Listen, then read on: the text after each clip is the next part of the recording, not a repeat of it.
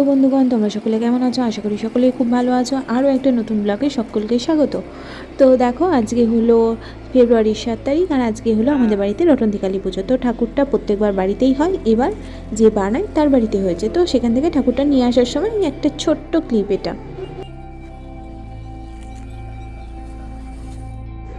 তো চলো, একদম সন্ধ্যাবেলা থেকে ভিডিওটা স্টার্ট করছি, কারণ দুপুরবেলায় লাইভে তোমাদের দেখিয়েই দিয়েছি। আমার ভাই তখন মালা অর্নামেন্টস এগুলো পড়াচ্ছিল। তো এরপরে কি হচ্ছে না হচ্ছে চলো তোমাদের সাথে ডিটেলসে শেয়ার করব। তো চলো স্কিপ না করে শেষ অবধি দেখতে থাকো। আশা করি তোমাদের ভালো লাগবে। ভালো লাগলে অবশ্যই একটা লাইক কমেন্ট শেয়ার করে দিও।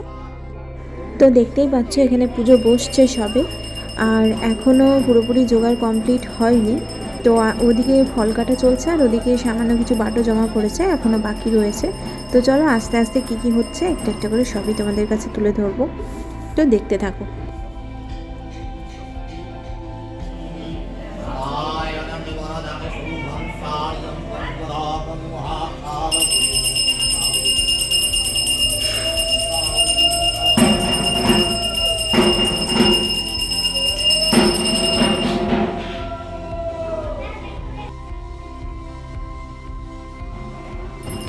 তো এখন দেখো, ভাই ওদিকে ফল টল কেটে সব রেডি করে রেখেছে, আর এদিকে মায়ের অধিবাস হচ্ছে। এই অধিবাসের পরেই কিন্তু পুজোয় পুরোপুরিভাবে বসা স্টার্ট হয়। তার আগে যেটা স্টার্ট হয় সেটাকে এক্স্যাক্ট কী বলে আমি ঠিক জানি না। মানে মাকে স্নান টান করিয়ে মানে প্রাণ প্রতিষ্ঠা যেগুলো হয় সেগুলো হয়তো হয়, আমি ঠিক এক্স্যাক্ট জানি না। এই অধিবাসের পরেই কিন্তু পুজোটা স্টার্ট হয়। তো এই যে দেখো, দেখতেই পাচ্ছ আমাদের দুর্গা ঠাকুরের কাঠামো, কী পরিমাণ ধোঁয়া বেরোচ্ছে দেখো। এই ধোঁয়াটা কিন্তু ধূপের ধুনোর ধোঁয়া। তো আমরা সবাই এখানে বসে আছি, আর বাইরে প্রচণ্ড ঠান্ডা, মানে যাকে বলে হিম পড়ার মতো অবস্থা।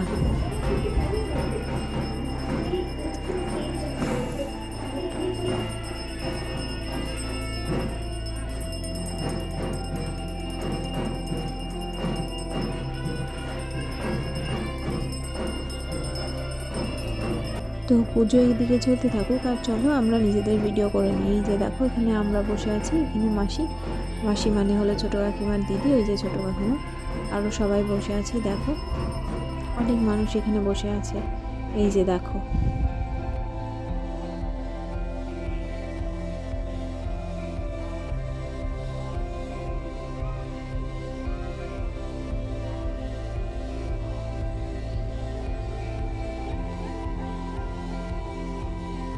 তো কথা বলতে বলতে পুজো অনেকটাই এগিয়ে গেছে, আর এইদিকে দেখো বলিদানের সময় হয়ে গেছে আমাদের বাড়িতে। তোমরা এর আগেও আমার দুর্গাপুজোর ব্লগগুলো যদি দেখে থাকো তাহলে দেখতে পাবে আমাদের বাড়িতে কিন্তু এরকম পাকা চাল কুমড়োরই বলি হয়।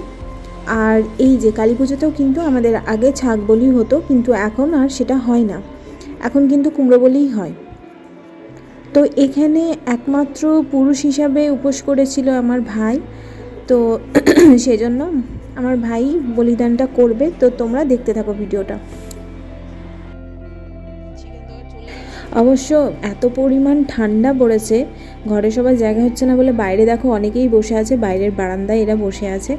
আর ওদিকটায় যেহেতু ঠাকুরের কাঠামো রাখা, ওর দিকটা করে বসতে পারছে না। আর এদিকে দেখো আমাদের যে কাকুগুলো আর কি ঢাক বাজায়, সেই কাকুগুলোই কিন্তু আমাদের বলির জায়গাটা রেডি করে, অন্য কেউ আর কি করতে পারে না, জানি না কেন, এটা ছোট থেকেই দেখে আসছি। তো তারাই কিন্তু এই বলির জায়গাটা রেডি করে। তো দেখো ওই কাকু বলির জায়গাটা রেডি করে দিচ্ছে। বলির জায়গাটা ঠিক মায়ের মুখের সামনাসামনি হওয়ায় সবাই কিন্তু এখানে বলির সময় উঠে দাঁড়ায়, আর একদম মাঝামাঝি করে রাস্তাটা ছেড়ে দেয়। তো দেখো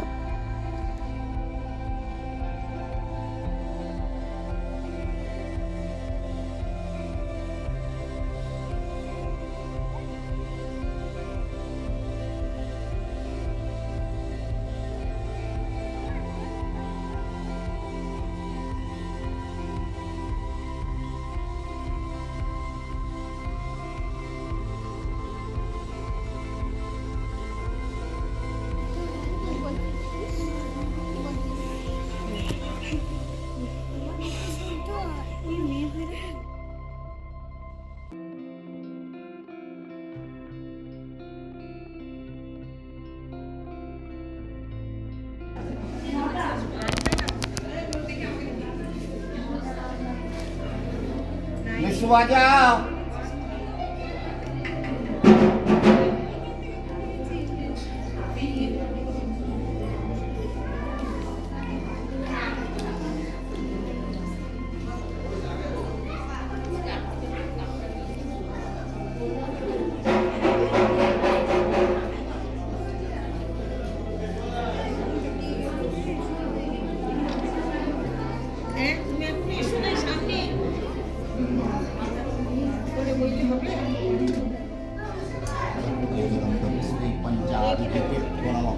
एतद्धीपतये देवाय श्रीकृष्णाय नमः।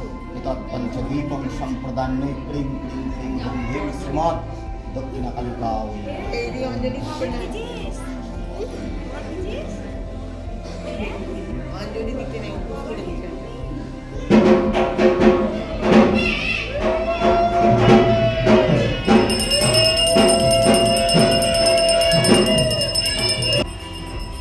তো দেখতেই পাচ্ছ আরতি প্রায় শেষের দিকে। তো আরতিটা কমপ্লিট হয়ে গেলে খেতে চলে যাব।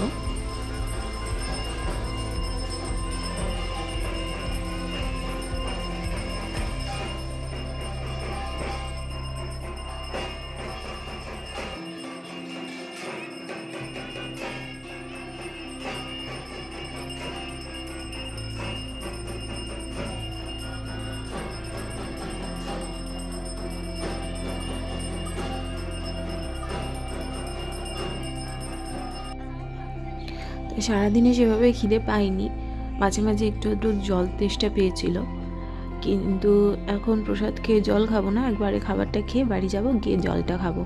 তো খেতে বসে গেছি সবাই, দেখতেই পাচ্ছ এটাই ফার্স্ট ব্যাচ, আরও অনেক ব্যাচ এখন হবে।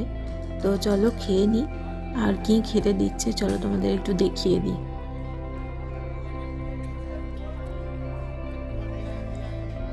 ক্যামেরা করতে করতে আমি খেয়ালই করিনি ঠাকুরের ভোগ প্রসাদ কিন্তু সকলকেই দেওয়া হয়ে গেছে। এরপরে আসছে খিচুড়ি।